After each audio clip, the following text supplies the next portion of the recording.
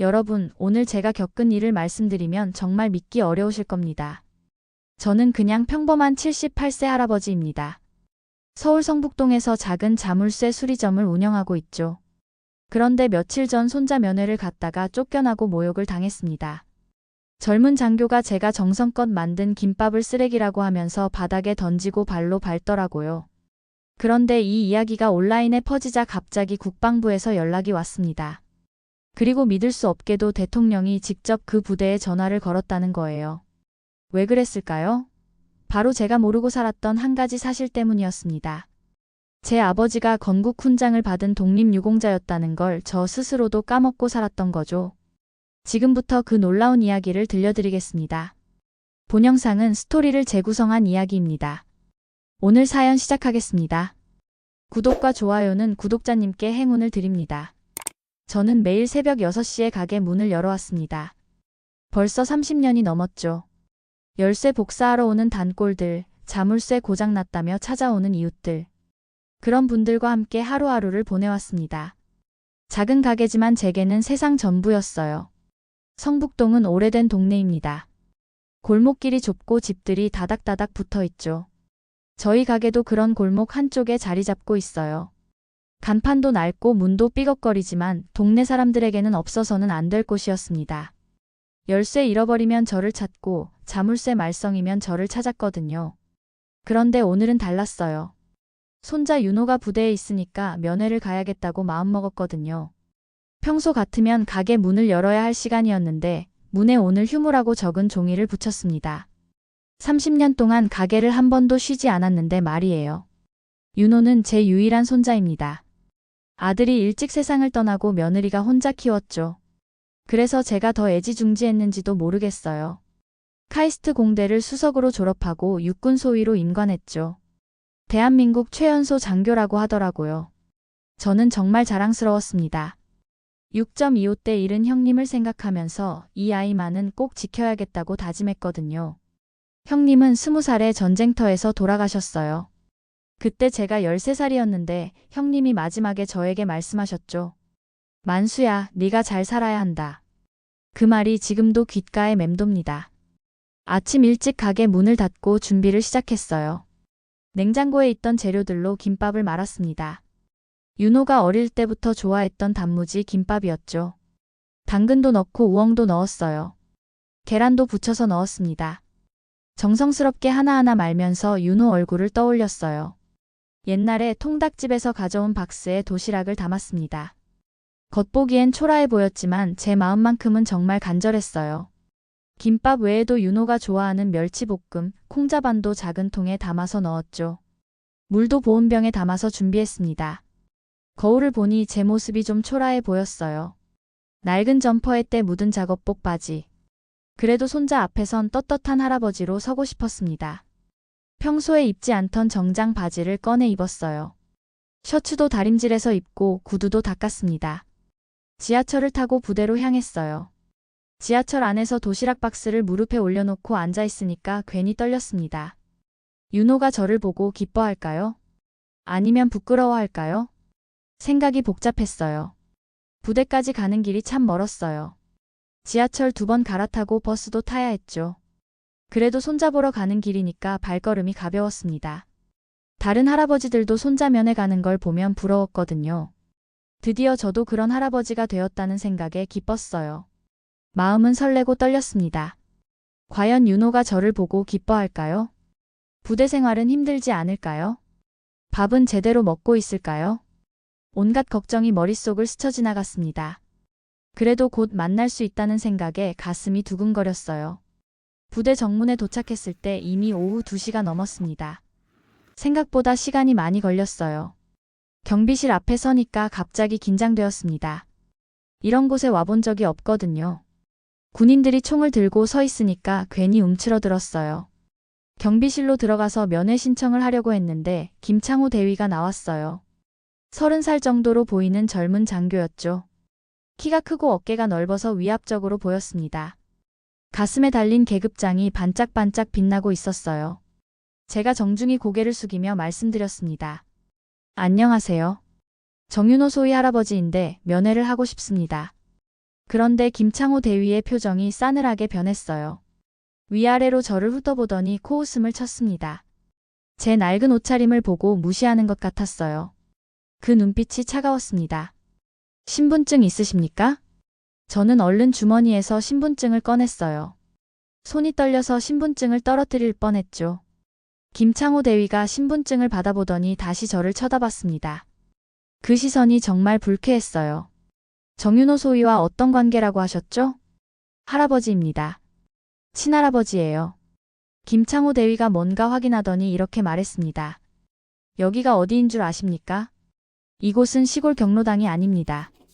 저는 그 말을 듣고 당황했어요. 왜 갑자기 경로당 이야기를 하는 걸까요? 제가 다시 정중히 말씀드렸죠. 죄송합니다. 저는 정말 윤호 할아버지입니다.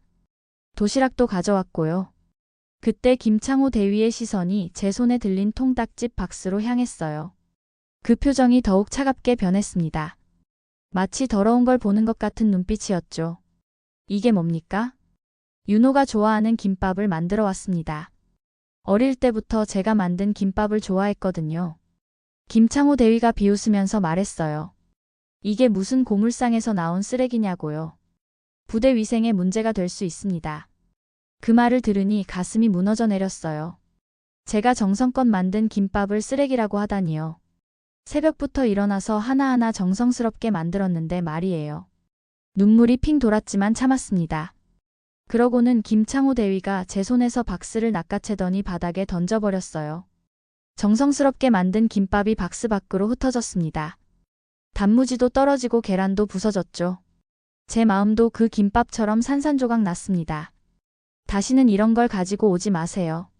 김창호 대위는 거기서 멈추지 않았어요. 흩어진 김밥을 발로 밟기까지 했죠. 진물은 김밥이 바닥에 으깨지는 걸 보니 정말 참담했습니다. 제가 윤호를 위해 정성껏 만든 건데 말이에요. 면회는 허가할 수 없습니다. 돌아가세요. 저는 아무 말도 할 수 없었어요. 목이 메어서 말이 나오지 않았습니다. 그저 무릎을 꿇고 부스러진 김밥을 주워 담을 수밖에 없었죠. 손이 떨렸지만 하나하나 주워 담았습니다. 주변에 있던 병사들이 저를 쳐다보고 있었어요. 그들 눈에는 동정심이 어려 있었지만 아무도 도와주지 않았습니다. 그럴 수도 없었겠죠. 계급 사회니까 말이에요. 눈물이 났지만 참았습니다. 손자한테 부끄러운 할아버지가 되고 싶지 않았거든요. 김밥을 다 주워 담고 나서 김창호 대위를 마지막으로 쳐다봤어요. 그 사람 눈에는 조금의 미안함도 없었습니다. 오히려 성가신 일을 처리했다는 표정이었죠. 그렇게 쫓겨나듯 부대를 나왔습니다. 정문을 나서면서 뒤돌아보니 김창호 대위가 다른 병사들과 뭔가 이야기하고 있었어요. 아마 저에 대한 이야기를 하고 있는 것 같았습니다. 돌아가는 길이 참 멀고 쓸쓸했어요. 지하철에서 부스러진 김밥이 든 박스를 무릎에 올려놓고 앉아있으니까 눈물이 계속 났습니다. 다른 승객들이 저를 쳐다보는 것 같아서 고개를 숙이고 있었어요. 정말 부끄러웠거든요. 제가 모르는 사이에 부대 안에선 큰 일이 벌어지고 있었어요. 그날 상황이 부대 내부 CCTV에 모두 녹화되어 있었거든요. 제가 무릎 꿇고 김밥을 줍는 모습까지 다 찍혔죠. 김창호 대위가 도시락을 바닥에 던지고 발로 밟는 장면도 선명하게 나왔습니다. 그 영상을 본 부대 내 사병들이 충격을 받았어요. 특히 경비실 근처에서 근무하던 병사들이 그 장면을 직접 봤거든요. 이병 김태호라는 병사가 나중에 말해주더라고요. 그때 정말 마음이 아팠다고 했습니다. 할아버지가 무릎 꿇고 김밥을 줍는 모습을 보니까 우리 할아버지 생각이 났어요. 정말 가슴이 아팠습니다. 김태호 병사를 비롯해서 다른 병사들도 마찬가지였어요. 그들은 계급 때문에 김창호 대위를 말릴 수 없었다고 했습니다. 군대는 계급이 절대적이거든요. 하지만 그 모습을 보고 모두들 마음이 무거웠다고 해요. 그런데 그 중에 상병 박준혁이라는 병사가 용기를 냈어요. 그 모습을 휴대폰으로 몰래 찍었거든요. 물론 제 얼굴은 가렸지만 상황을 자세히 찍었죠. 김창호 대위가 도시락을 던지고 밟는 장면, 제가 무릎 꿇고 김밥을 줍는 장면까지 다 담았습니다. 박준혁 병사는 그날 밤 온라인 커뮤니티에 글을 올렸어요. 제목은 오늘 부대에서 본 가슴 아픈 일이었습니다. 상황 설명을 자세히 적었죠. 오늘 부대에서 정말 가슴 아픈 일을 봤습니다. 한 할아버지가 손자 면회를 왔는데 장교가 면회를 거절했어요. 그것도 가져온 도시락을 쓰레기라고 하면서 바닥에 던지고 밟아버렸습니다. 할아버지가 무릎 꿇고 부스러진 김밥을 주워 담는 모습을 보니 정말 마음이 아팠습니다. 이 글과 함께 영상도 올렸어요. 물론 제 얼굴은 모자이크 처리했지만 상황은 생생하게 담겨 있었죠. 김창호 대위의 오만한 모습, 제가 굴욕당하는 모습이 고스란히 드러났습니다. 이 글이 온라인에서 순식간에 퍼졌어요. 조회수가 몇 시간 만에 수만 건을 넘었죠. 사람들이 분노했습니다. 댓글창이 분노로 가득 찼어요. 이게 대한민국 군대냐?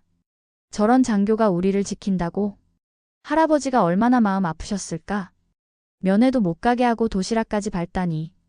특히 군복무를 했던 사람들이 더 화를 냈어요. 자신들의 할아버지를 떠올리며 공분했죠. 그들은 이런 댓글을 달았습니다.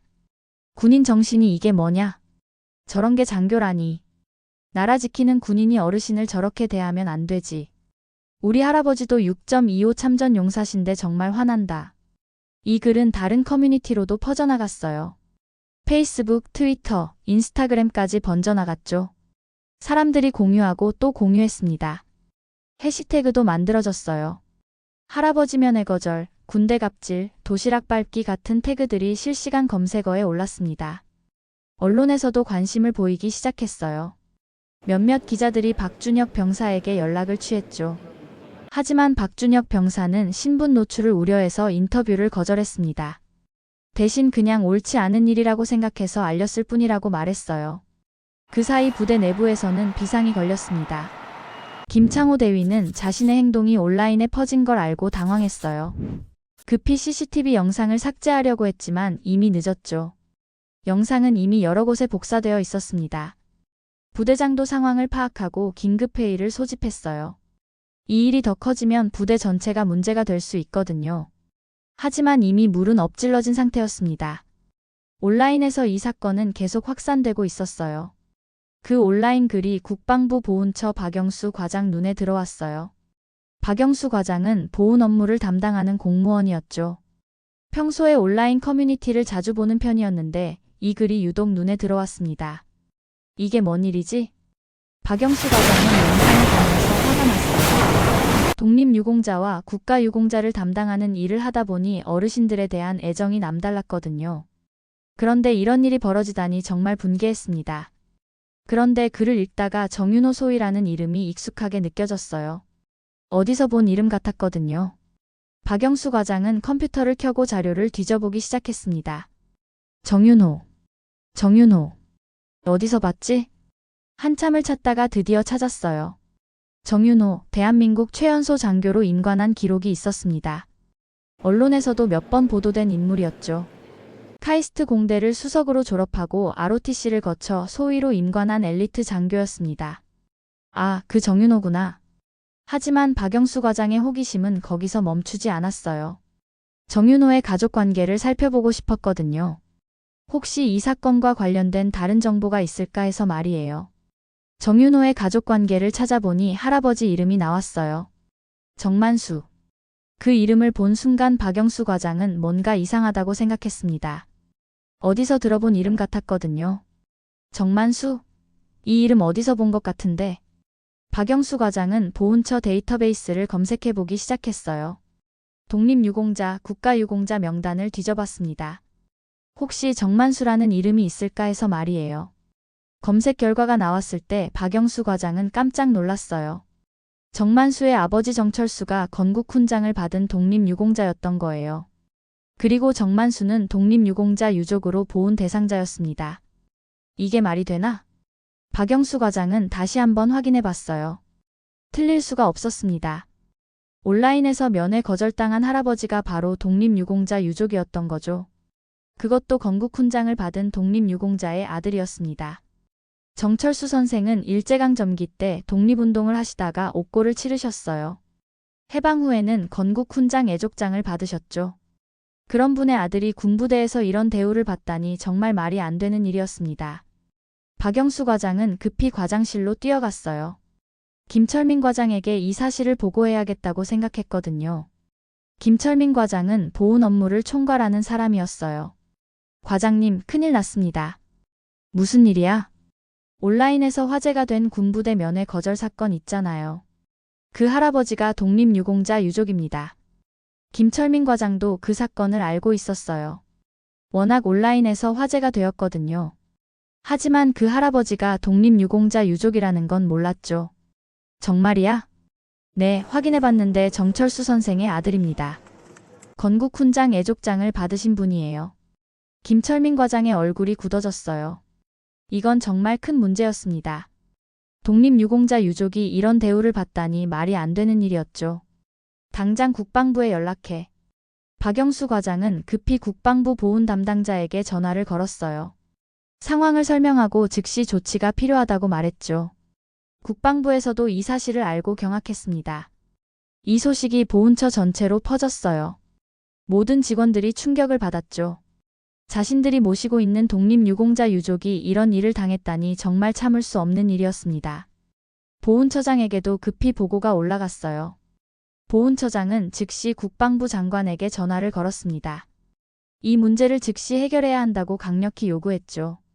그리고 국방부로까지 이 사실이 전달되었어요. 모든 사람들이 충격을 받았습니다. 대한민국을 위해 목숨 바친 독립유공자의 아들이 이런 대우를 받다니 정말 말이 안 되는 일이었죠. 국방부에서 급히 해당 부대에 연락했어요. 부대장에게 즉시 CCTV 영상을 보존하라고 지시했죠. 이 사건을 제대로 조사하기 위해서는 증거가 필요했거든요. 하지만 문제가 있었습니다. 이미 일부 영상이 삭제되어 있었어요. 김창호 대위가 자신의 행동을 숨기려고 몰래 지운 거였습니다. 사건이 온라인에서 화제가 되자 급히 증거를 없애려고 했던 거죠. 하지만 다행히 모든 영상이 삭제되지는 않았어요. 백업 서버에 일부가 남아 있었거든요. 부대장은 김창호 대위를 즉시 불러서 추궁했어요. 대위, CCTV 영상을 누가 삭제했나? 모르겠습니다, 부대장님. 거짓말하지 마. 네가 삭제한 거 아니야? 김창호 대위는 결국 자백했어요. 자신이 영상을 삭제했다고 인정했죠. 부대장은 분노했습니다. 증거인멸은 더 큰 문제를 불러올 수 있거든요. 하지만 다행히 중요한 장면들은 남아 있었어요. 제가 면회를 요청하는 모습, 김창호 대위가 도시락을 던지고 밟는 모습, 제가 무릎 꿇고 김밥을 줍는 모습까지 다 녹화되어 있었죠. 백업 서버 덕분에 증거는 보존될 수 있었습니다. 국방부에서는 즉시 감찰 조사팀을 꾸렸어요. 이 사건을 철저히 조사하겠다고 발표했죠. 그런데 문제는 여기서 끝나지 않았습니다. 이 사건이 청와대 민원실까지 올라간 거예요. 시민들이 분노해서 청와대 홈페이지에 계속 민원을 넣었거든요. 독립유공자 유족을 이렇게 대해도 되느냐, 이게 대한민국이냐 같은 민원들이 쏟아져 들어왔습니다. 하루에 민원이 수천 건씩 접수되었어요. 청와대 민정수석실에서도 이 사건을 주목했어요. 독립유공자와 관련된 사안이니까 더 민감하게 받아들였죠. 김태형 민정수석이 직접 보고서를 올렸습니다. 대통령님, 온라인에서 화제가 된 군부대 면회 거절 사건이 있습니다. 면회 거절당한 할아버지가 독립유공자 유족으로 밝혀졌습니다. 대통령도 이 사건을 알고 있었어요. 온라인에서 워낙 화제가 되었거든요. 하지만 그 할아버지가 독립유공자 유족이라는 건 처음 들었죠. 독립유공자 유족이라고? 네, 건국 훈장 애족장을 받으신 정철수 선생의 아들입니다. 대통령의 표정이 굳어졌어요. 독립유공자에 대한 예우는 대통령이 가장 중요하게 생각하는 가치 중 하나였거든요. 그런 분의 유족이 이런 대우를 받다니 정말 용납할 수 없는 일이었습니다. 이게 말이 되나? 나라를 위해 목숨 바친 분의 아들을 군인이 이렇게 대했다고? 대통령은 즉시 국방부 장관에게 직접 전화를 걸었어요. 이런 일로 대통령이 직접 전화를 거는 건 정말 이례적인 일이었죠. 장관, 이게 대체 무슨 일입니까? 독립유공자 유족을 이런 식으로 대했다고요? 국방부 장관은 당황했어요. 대통령이 직접 전화를 걸 정도로 심각한 문제라는 뜻이었거든요. 죄송합니다, 대통령님. 즉시 조사하고 있습니다. 조사만 할 게 아니라 즉시 조치하세요. 그리고 해당 할아버지께 정중히 사과드리세요. 이런 일이 다시는 일어나지 않도록 하고요. 대통령의 지시가 떨어지자 국방부는 비상이 걸렸어요. 모든 관련 부서가 긴급회의를 열었죠. 이 사건을 어떻게 처리할지 논의했습니다. 국방부 장관은 즉시 해당 부대에 감찰 조사를 지시했어요. 그리고 김창호 대위에 대한 징계 절차도 시작했죠. 증거인멸까지 했으니까 중징계는 피할 수 없었습니다. 부대 전체가 비상이 걸렸어요. 사단장이 급히 부대로 내려와서 상황을 점검했죠. 김창호 대위는 완전히 당황했습니다. 자신이 면회 거절한 할아버지가 독립유공자 유족이라는 걸 꿈에도 몰랐거든요. 부대장이 급히 김창호 대위를 불러서 말했어요. 대위, 당신이 오늘 면회 거절한 할아버지가 누군지 아나? 예, 그냥 일반 시민 아닙니까? 독립유공자 유족이야. 그리고 그 손자가 바로 정윤호 소이고. 김창호 대위는 얼굴이 하얗게 질렸습니다. 이제야 자신이 얼마나 큰 잘못을 했는지 깨달았거든요. 독립유공자 유족을 모독한 셈이었으니까요. 그렇다면이 아니라 당신은 이미 끝났어. 대통령까지 나서신 문제야. 김창호 대위는 그제야 사태의 심각성을 깨달았어요.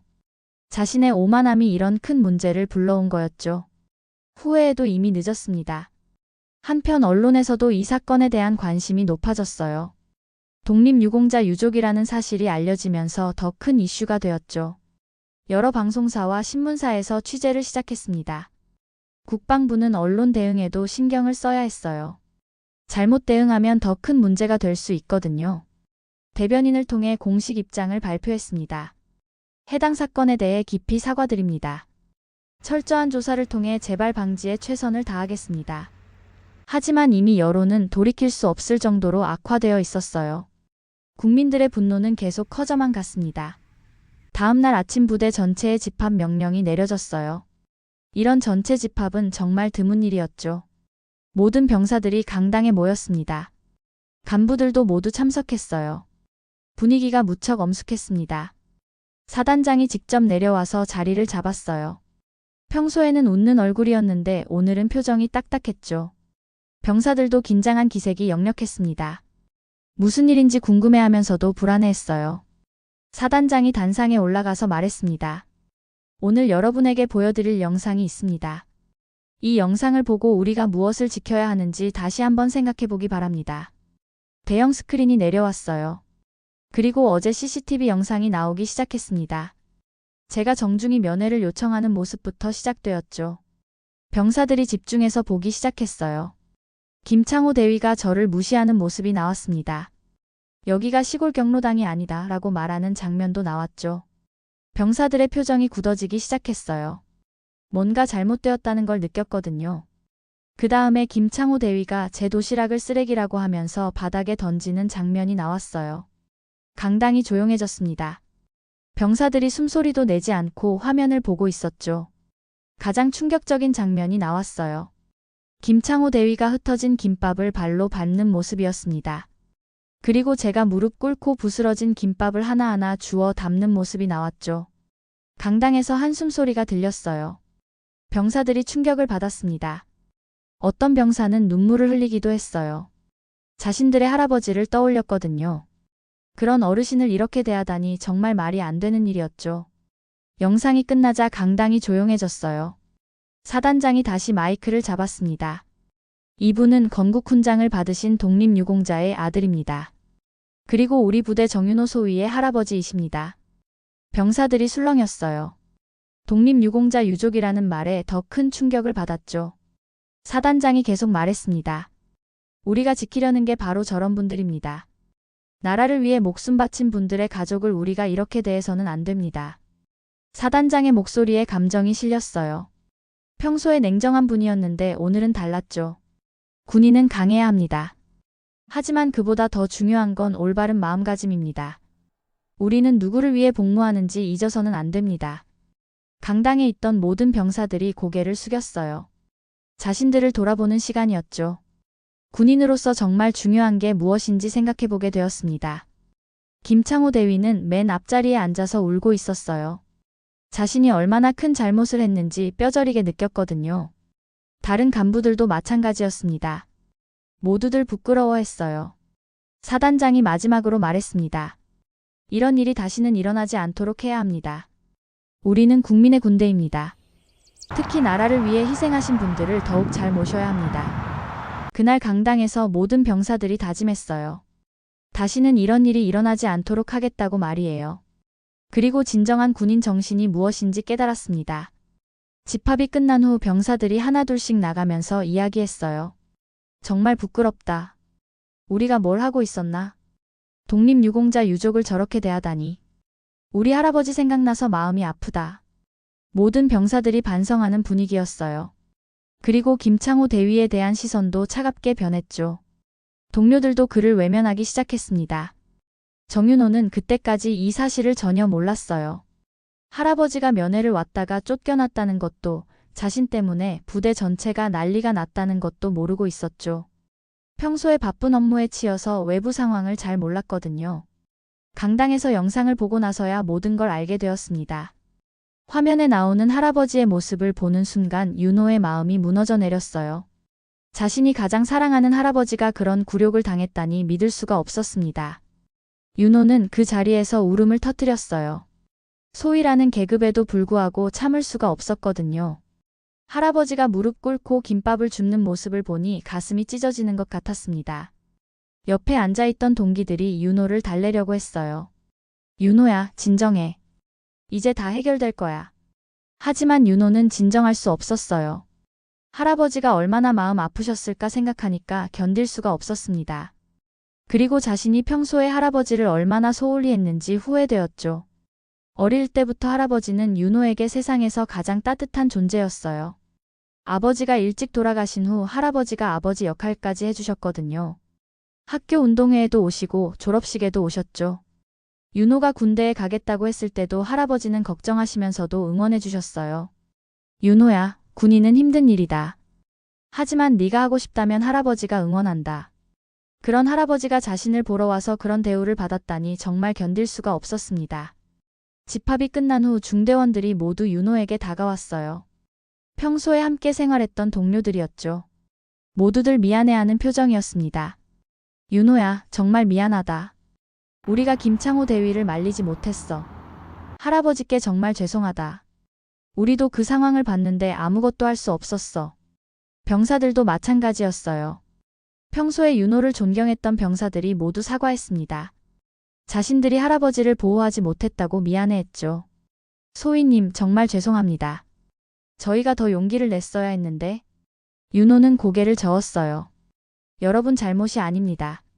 제가 부족해서 할아버지가 그런 일을 당하신 거예요. 대대장도 윤호를 불러서 눈물로 사과했어요. 평소에 엄격하기로 유명한 대대장이었는데 그날은 달랐죠. 윤호야, 정말 미안하다.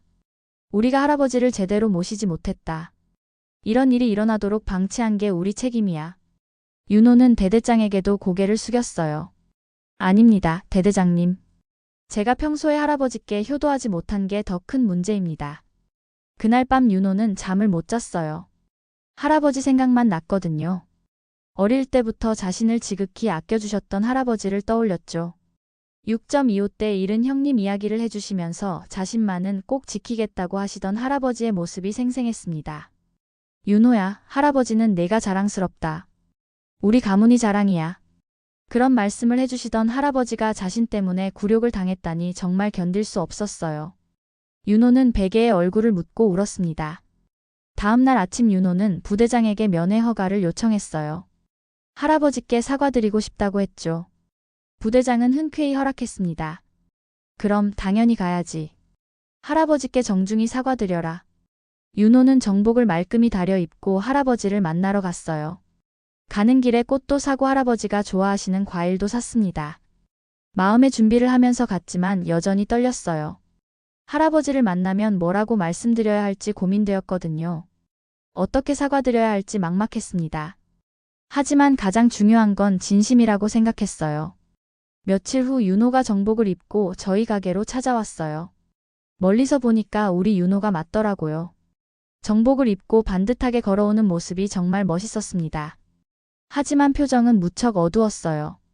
가게 문을 열고 들어오더니 저에게 정중히 경례를 했습니다. 평소에는 그냥 할아버지하고 안기곤 했는데 오늘은 달랐어요.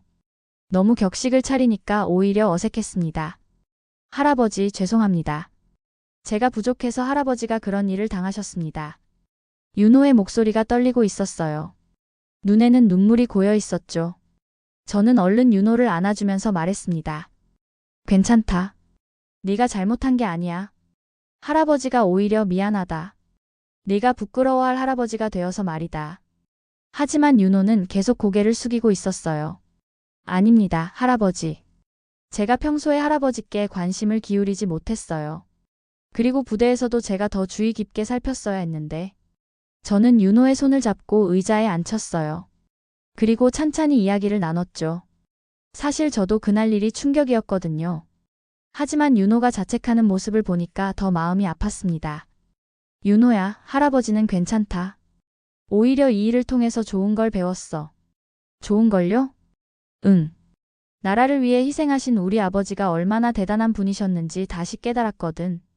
윤호가 고개를 들어 저를 봤어요. 저는 계속 말했습니다. 사실 할아버지도 그동안 너무 바쁘게 살면서 우리 아버지 이야기를 잊고 지냈어. 독립유공자 유족이라는 것도 별로 중요하게 생각하지 않았고 말이야. 윤호가 눈을 깜빡이며 들었어요. 하지만 이번 일을 통해서 깨달았어. 우리가 얼마나 자랑스러운 집안인지 말이야. 그리고 네가 그런 집안의 후손으로서 얼마나 떳떳하게 살아야 하는지도. 그때 윤호가 말했어요. 할아버지, 전 이제 누구보다 강한 군인이 아니라 바른 군인이 되겠습니다. 할아버지처럼 나라를 사랑하고 사람을 존중하는 군인이 되겠어요. 그 말을 들으니 정말 뿌듯했습니다. 제가 제대로 된 걸 가르쳐주지 못했는데도 윤호가 스스로 깨달았거든요. 역시 우리 윤호는 똑똑한 아이였어요. 그래, 그게 바로 진짜 군인이야. 계급장이 중요한 게 아니라 마음가짐이 중요한 거지. 그날부터 윤호는 휴가 때마다 가게에 와서 저와 함께 시간을 보냈어요. 자물쇠 수리하는 것도 배우고 동네 어르신들과도 인사를 나눴죠. 평소에는 바빠서 못했던 일들이었습니다. 며칠 후 가게 앞에 새로운 현판이 달렸어요. 독립유공자 후손의 가게라고 적혀 있었죠. 동네 주민회에서 만들어준 거였어요. 동네 사람들이 모두 축하해 주었습니다. 정할아버지 몰랐어요. 그런 집안이었는지. 정말 자랑스럽습니다. 우리 동네 명물이네요. 앞으로 더 잘 모실게요. 사람들의 반응이 달라졌어요. 전에는 그냥 동네 할아버지였는데 이제는 존경받는 어르신이 되었죠. 하지만 저는 여전히 같은 사람이었습니다. 다만 제 자신을 좀 더 자랑스럽게 여기게 되었어요. 윤호도 부대에서 달라졌다고 하더라고요. 동료들과 후배들에게 더 따뜻하게 대하게 되었고 어려운 일이 있으면 먼저 나서서 도와주게 되었다고 했습니다. 할아버지 덕분에 진짜 군인이 뭔지 알게 되었어요. 김창호 대위는 결국 군에서 징계를 받고 전속되었어요. 하지만 저는 그 사람을 원망하지 않았습니다.